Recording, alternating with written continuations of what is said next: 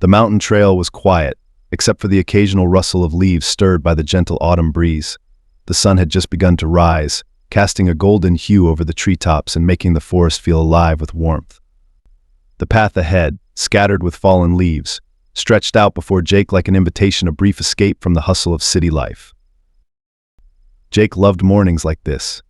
He could feel the crisp air fill his lungs as he took slow, measured steps, each footfall grounding him in the peace of nature.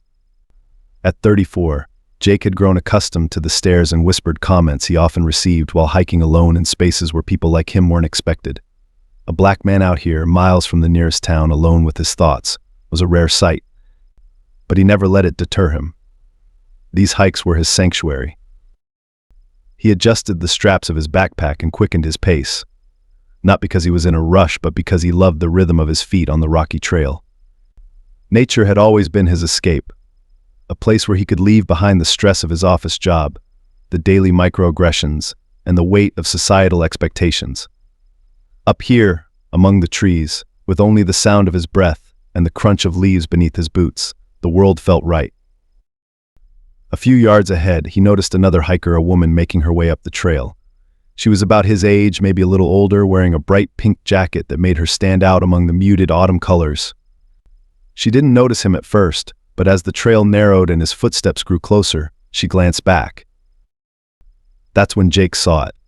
A flicker of discomfort crossed her face, subtle but unmistakable. It was a look Jake had seen countless times before, a blend of uncertainty and suspicion. She quickened her pace, her steps becoming more deliberate, her head turning slightly every few seconds to check if he was still there. He sighed quietly to himself, already knowing where this was headed. Jake wasn't doing anything wrong. He was just hiking, same as her, enjoying the solitude of the mountains. But he knew how people like her, people who carried fear wrapped in layers of privilege, often reacted to someone like him. They saw danger where there was none. He slowed his pace, giving her more distance, hoping she would relax if she realized he wasn't a threat. But it didn't matter. He could see her pulling out her phone, glancing back at him nervously, and the quiet morning air was soon punctuated by the rapid tapping of her fingers against the screen. Jake knew that call. He didn't need to hear the words to understand. The woman was calling the police, probably reporting him as a suspicious man following her up the trail. He kept his face neutral, eyes forward, pretending not to notice. Experience had taught him that it was better to stay calm, to avoid confrontation. Just keep walking, he thought. Don't give her anything to work with. The woman Karen, he would later learn, spoke in hushed, hurried tones into her phone, occasionally glancing back at him as if to confirm her suspicions. She was probably describing him in detail, a black man, mid-30s, hiking alone. Looks dangerous. Jake chuckled bitterly under his breath. Dangerous? He couldn't count how many times he'd been described that way simply for existing. It didn't matter that he had a good job, paid his taxes, and volunteered at the local youth center. None of that mattered up here, on this trail, in the eyes of someone like Karen. All she saw was the color of his skin. The trail began to incline, becoming steeper as it wound through the dense forest. Karen, clearly not an experienced hiker, struggled to keep her footing as she hurried ahead. Jake noticed her stumbling over a rock but kept his distance, not wanting to alarm her any further. He couldn't help but feel a mix of frustration and resignation. All he wanted was a peaceful hike, but now he was being judged again for something beyond his control. The golden light of the sun streamed through the trees, casting long shadows along the trail. Birds chirped in the distance, oblivious to the tension unfolding between two strangers. Jake's mind wandered to the countless times he'd been in situations like this, where his very presence was enough to cause fear. It wasn't new, but it still stung every time. Up ahead, Karen's steps became more frantic. She glanced back once more, her eyes wide with alarm. She stumbled again, this time catching herself on a low-hanging branch, her face flushed with both effort and fear. Jake slowed even more, hoping she would calm down once she gained more space. But Karen wasn't calming down. She was spiraling. Jake could feel it, like a storm brewing just beneath the surface. Her phone call had probably been brief, but it was enough. He knew that soon enough, officers would be on their way, ready to confront him for the crime of hiking while black. Keep moving, Jake muttered to himself, trying to push the thoughts aside. Just keep moving. And so he did, his steps steady, his gaze fixed ahead. But the peace of the morning had been shattered. What started as a simple hike was quickly turning into something else entirely. Jake kept his distance, hoping Karen's paranoia would ease once she realized he wasn't following her, just hiking the same path. But as he watched her frantic movements ahead, it became clear that wasn't going to happen. The woman was in full panic mode now. She kept checking her phone, looking back at him more frequently, and her steps were growing more erratic as the trail steepened. The trail was narrow, with sharp inclines that required careful footing. Jake stayed patient, moving slowly and keeping his gaze forward. Despite the growing tension, he wasn't going to let this ruin his morning. The air was fresh and crisp, the sun warm on his skin, and the rhythmic sound of leaves crunching beneath his boots still brought a sense of calm, even if everything else was unraveling. Ahead, Karen stumbled again. This time her foot caught on a jagged root sticking out of the ground. She yelped, her arms flailing as she tried to steady herself, but it was too late. She fell hard, her body twisting awkwardly as she tumbled onto the rocky incline. Jake heard the sharp cry before he saw her hit the ground. His first instinct was to rush forward, but he hesitated. This was the same woman who had just called the cops on him, likely describing him as a threat. Now she was vulnerable, lying on the trail, her ankle bent at an odd angle. A part of him wanted to walk away, to avoid any further interaction with her. He had been minding his own business, after all. Why should he be the one to help her? But that wasn't who Jake was. He couldn't leave her like this, even if she had wrongly assumed the worst about him. With a deep breath, Jake quickened his pace, closing the distance between them. As he approached, Karen tried to scramble away, her fear still evident despite her injury. "Stay back," she shouted, her voice shaky, filled with panic. Her eyes were wide, darting between Jake and her injured leg. She was breathing heavily, struggling to pull herself up on her good foot. Jake stopped a few feet away, his hands raised in a gesture of peace. "I'm not going to hurt you," he said, his voice calm and steady. "You've hurt your ankle. Let me help." Karen's expression shifted between fear and confusion. She wasn't sure whether to believe him or not, and her mind was racing with adrenaline. The pain from her ankle was making her dizzy, and for a moment she didn't respond. Jake knelt down, keeping his movements slow and non-threatening. "Look, I don't know what you think is happening here, but I'm not the enemy. You're hurt, and I can help. That's all." Karen bit her lip, wincing as she tried to move her ankle. She looked around, realizing there was no one else in sight. Her phone had been knocked from her hand when she fell, and she didn't have the strength to reach it now. She was stuck, and she knew it. Finally, she nodded, her voice small. "Okay." Jake exhaled slowly, relieved that she wasn't going to fight him on this. He moved closer, gently assessing the situation. Her ankle was swollen, already starting to bruise, but it didn't seem broken, just badly sprained. "This is going to hurt," he warned her, as he carefully lifted her leg to check for any other injuries. Karen winced but didn't pull away. Despite her earlier fear, she was too injured to resist now. Using a bandana from his backpack, Jake began to wrap her ankle tightly, creating a makeshift brace to keep it steady.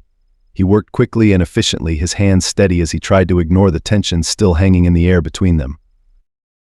As he tied the bandana into place, Karen spoke again, her voice softer now. I didn't mean to." Jake didn't look up. "It's fine," he said, his tone neutral. He didn't want to get into it, not now. "Let's just focus on getting you down the mountain." He finished tying the bandana and stood up, offering her his hand. Karen hesitated for a moment, then reached out, her fingers trembling as she took his hand. Jake pulled her up gently, steadying her as she wobbled on her good foot. "You're going to have to lean on me," he said, shifting his weight to support her. "I'll help you down." Karen's pride fought against the reality of the situation. She had just called the police on this man, convinced that he was a threat, and now she was relying on him to get her out of danger. The irony wasn't lost on her, but the pain in her ankle made it impossible to stand on her own. With a sigh, she nodded. "Okay." Together, they began to make their way down the trail, Jake moving slowly and carefully to avoid jostling her injured leg. The silence between them was thick, only broken by Karen's occasional winces of pain and the sound of their footsteps on the rocky ground. For Jake, the hike had taken on a completely different tone. His peaceful morning was gone, replaced by the weight of an uncomfortable situation that was still unfolding, but he wasn't going to let it break him. He'd been in worse situations before, and this was just another reminder of the challenges he faced every day. As they descended the mountain, the tension between them slowly began to ease. Karen, for the first time, really looked at Jake not with fear or suspicion, but with a growing sense of regret. She had jumped to conclusions, and now it was glaringly obvious that she had been wrong. She opened her mouth to speak, but the sound of approaching sirens in the distance cut her off. Jake heard it too, his jaw tightening. The cops were coming. The wail of sirens echoed through the quiet mountain range, a sound that felt both distant and ominous. Jake's grip tightened slightly as he helped Karen navigate a steep section of the trail. He knew what was coming, and despite the calm facade he tried to maintain, a knot of dread tightened in his stomach. It was always the same, always too familiar, the assumption of guilt, the burden of proving his innocence before he'd even been accused. Beside him, Karen tensed up, her face paling as the realization hit her. The police. They were coming because of her call. She hadn't expected this. She had panicked, called them out of fear, but now, seeing the man she had accused helping her, guilt was starting to flood her senses. It was too late to take it back. The wheels were already in motion. I didn't think, she began, her voice barely above a whisper. Jake didn't respond.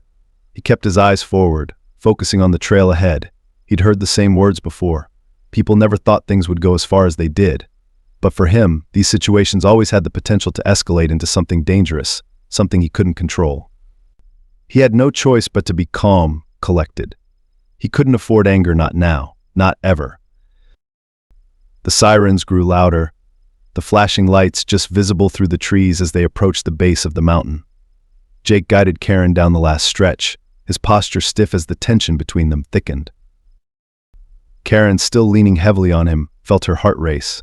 She glanced up at him, her mouth dry, words forming but unable to leave her lips. How could she explain herself? How could she apologize for something so horrible? She had judged him without knowing anything about him, just his appearance. And now the police were coming, not to help her, but to confront him. They reached the bottom of the trail just as the first police car pulled up. 2 officers stepped out, hands on their holsters, their expressions stern. Jake slowed his pace, keeping his movements deliberate and calm, but the tension in his shoulders was unmistakable. Karen, wincing in pain, tried to steady herself, but her legs wobbled beneath her weight. "Is everything okay here?" one of the officers barked, his eyes trained on Jake, suspicion clear in his tone. Jake nodded slowly, his hands still supporting Karen as she leaned against him. "She fell and hurt her ankle," he said, keeping his voice level. "I helped her down the mountain." The officer's eyes flicked from Jake to Karen, then back to Jake. He didn't move closer, but his stance remained rigid, ready for anything. The second officer stayed by the car, his hand resting on his sidearm, watching Jake carefully. "Ma'am, is that true?" the first officer asked, his voice softer now as he addressed Karen. Karen swallowed hard, her heart pounding. She could feel the weight of her mistake pressing down on her, choking her words before they even formed.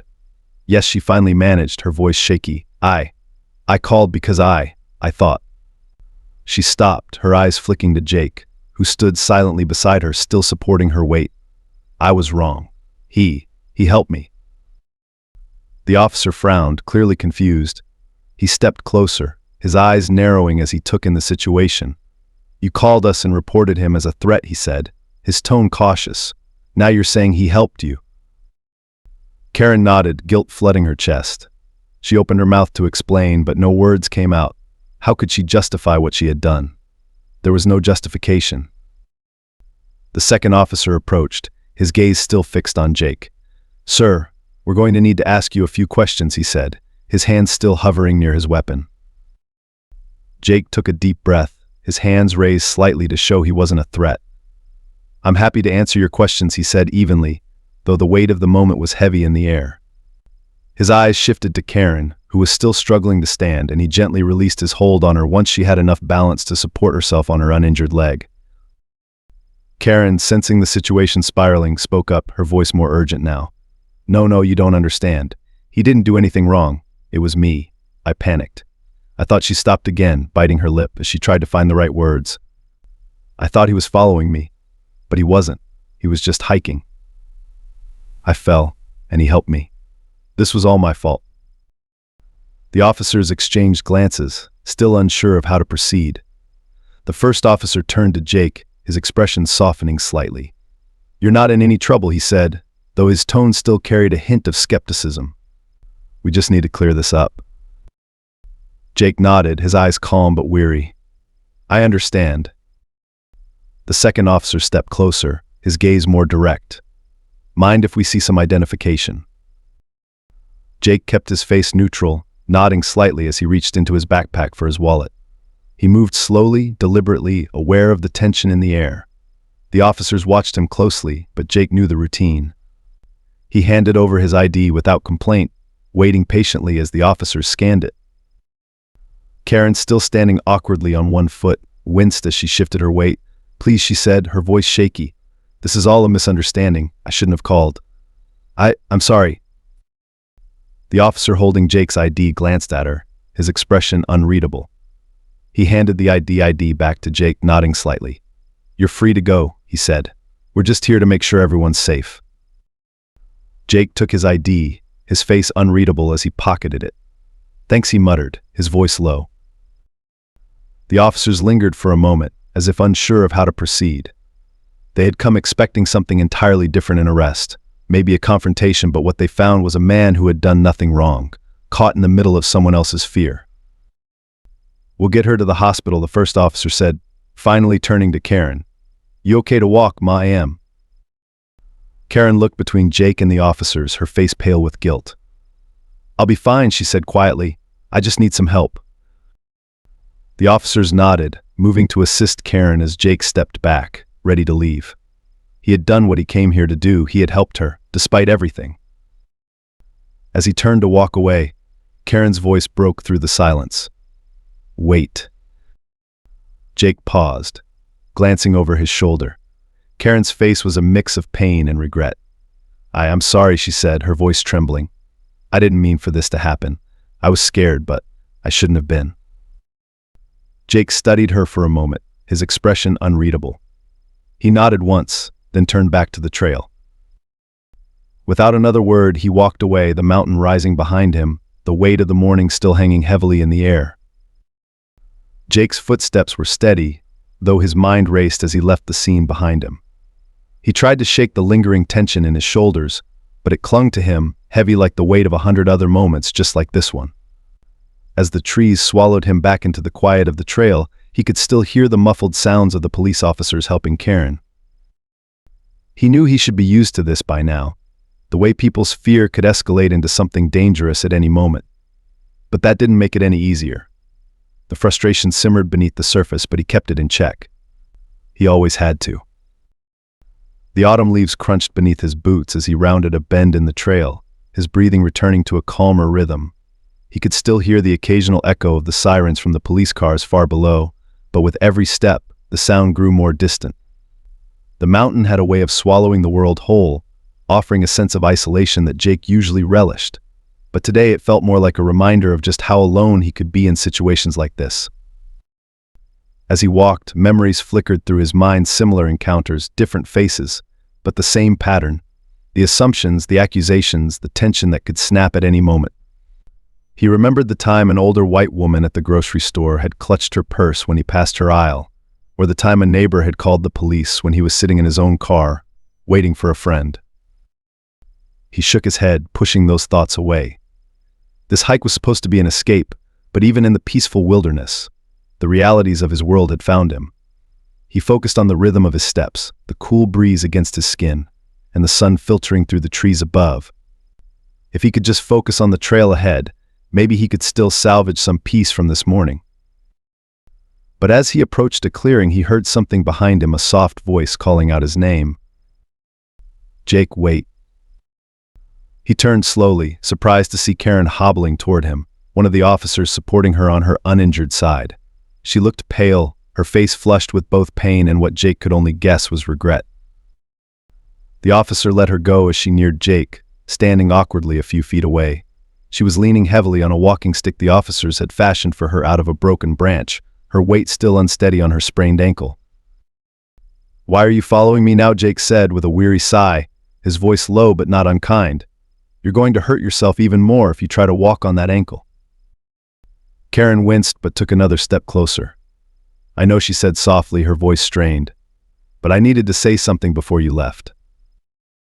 Jake stayed still, crossing his arms as he waited for her to speak. He wasn't sure what she could say that would change anything, but he let her try. Karen shifted uncomfortably, her eyes darting between Jake and the ground. "I owe you an apology," she began, her voice barely above a whisper. I judged you. I was afraid, and I made assumptions. Wrong assumptions." She paused, as if searching for the right words, but her face was flushed with embarrassment. "I didn't think. When I saw you behind me, I panicked. I thought you were following me, and I called the police. I should never have done that." Jake stood in silence, his expression calm but unreadable. He had heard apologies before, but they rarely meant much in the long run. An apology couldn't erase the fear she had projected onto him, the way she had seen him as a threat simply because he was there. Karen swallowed, struggling to continue. "You saved me. You could have walked away, and I wouldn't have blamed you. But you helped me, even after I did that." Jake let the words settle in the air between them. He studied her for a long moment, watching as she shifted uncomfortably on her feet. Her face was filled with guilt and regret, but also a kind of desperation for him to understand her, to accept her apology. Finally, Jake spoke, his voice steady but firm. "You were scared," he said slowly. "I get that. But you need to understand something. You weren't scared of me because I did anything wrong. You were scared because you saw me and assumed I was a threat. That's the part you need to think about." Karen's eyes welled with tears, and she nodded slowly, her face full of shame. "I know," she whispered. "I've been thinking about it ever since I fell. I realized how wrong I was, and I'm so sorry." Jake sighed softly, glancing down at the dirt beneath his feet before looking back at her. "I've been in situations like this more times than I can count," he said, his tone softening slightly. "I've had people look at me and assume the worst just because of what I look like. And every time it feels like a punch to the gut. You get tired of it after a while, you know." Karen blinked rapidly, her tears threatening to spill over.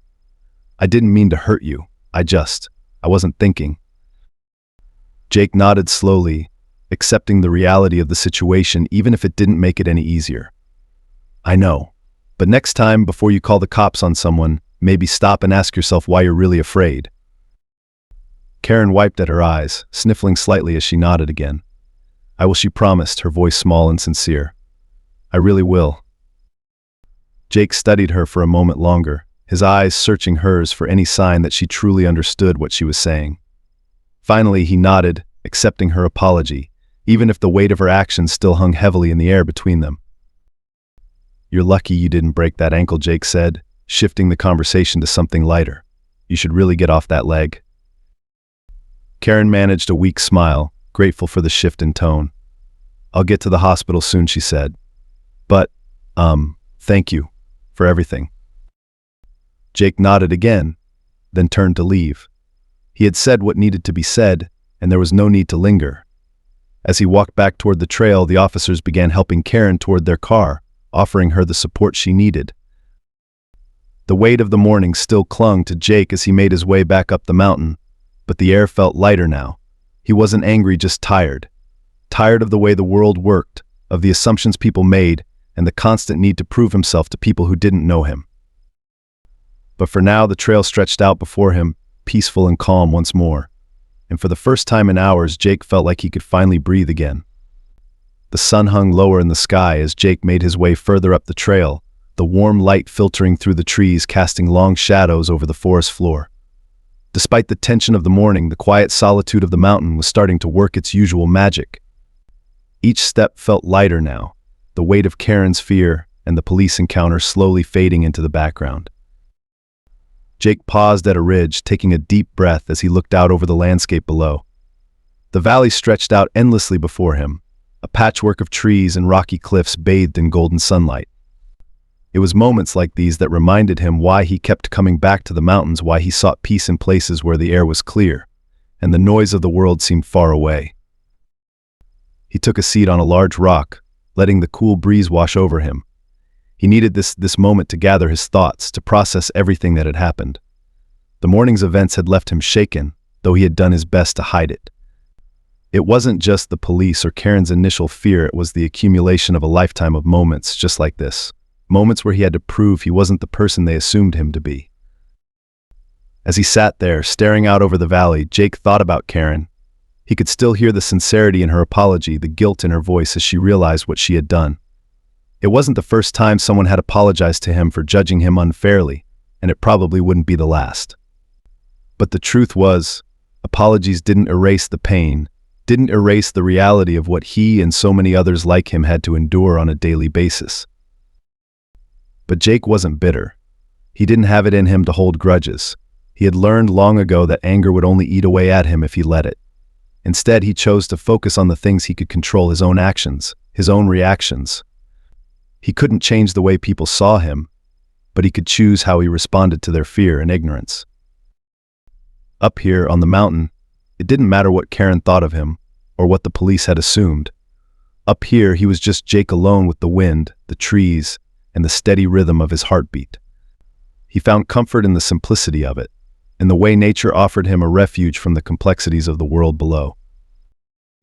But even in this peaceful moment, Jake knew that nothing had truly changed. Karen might have learned a valuable lesson today, but there would always be others like her, people who saw danger where there was none, people whose fear could easily turn into something far more dangerous. He thought about how things could have gone differently. If he had reacted with frustration or anger, the situation could have escalated. That was the reality of being a black man in this world. The stakes were always higher.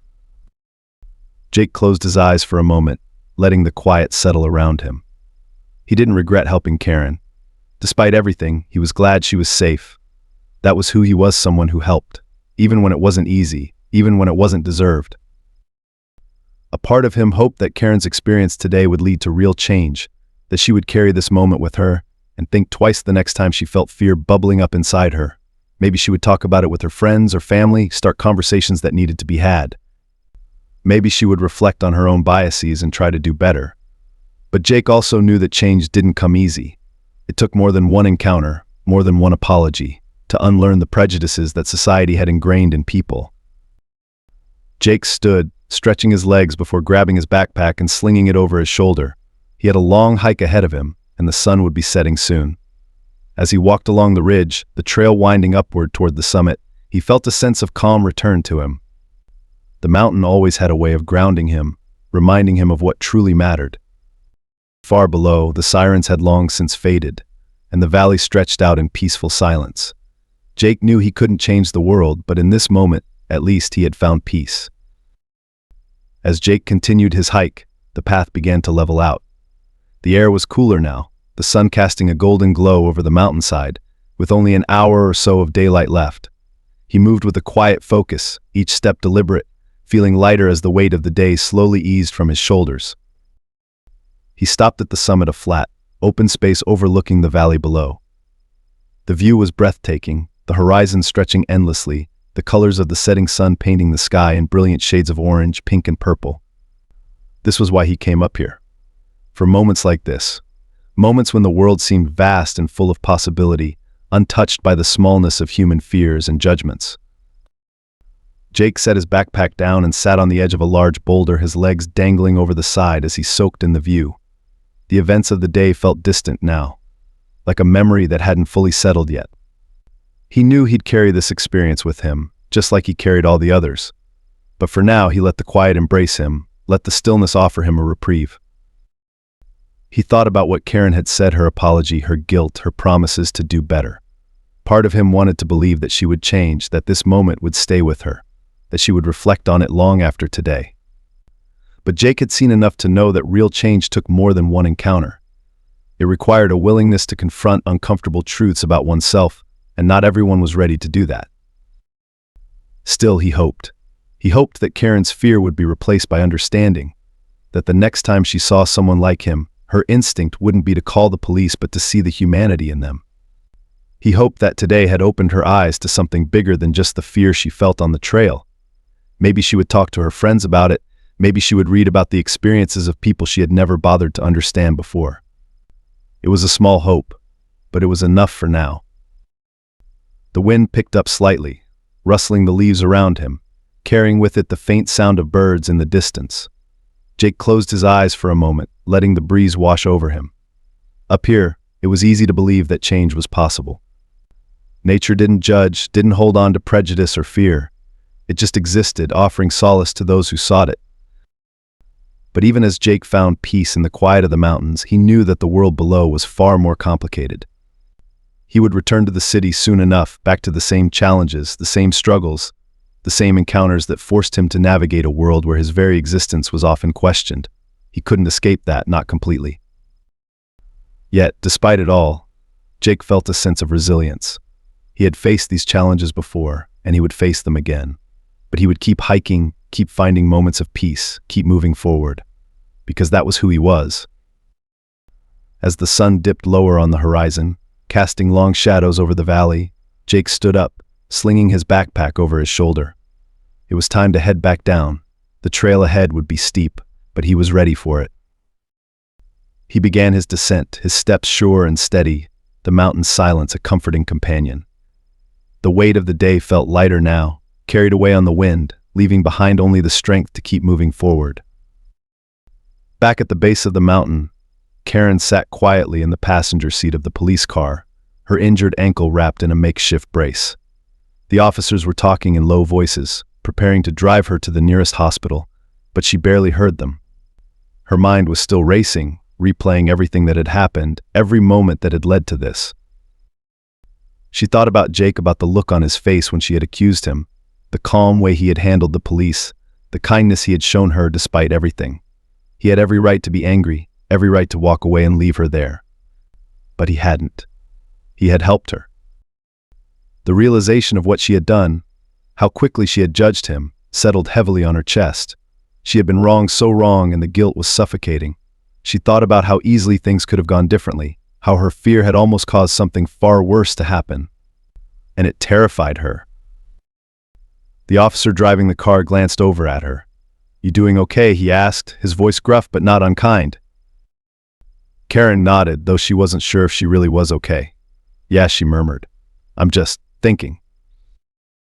The officer gave her a brief nod, then turned his attention back to the road. Karen stared out the window, watching the trees blur by as they made their way down the mountain. She wasn't sure what she would do with everything she was feeling, but she knew one thing: she couldn't forget this. She couldn't just move on and pretend it never happened. As they pulled onto the main road leading back to the city, Karen made a silent promise to herself. She would learn. She would do better. This wouldn't just be another fleeting moment of guilt, but a turning point, an opportunity to change, to question her own biases, to understand the world in a way she never had before. Maybe, just maybe, something good could come from this. Jake's figure grew smaller in the distance as he continued down the mountain, his pace steady, his heart lighter. The world was far from perfect, but in this moment, as the sun set over the valley and the wind carried the promise of a new day, Jake felt a quiet strength within him. He would keep moving forward.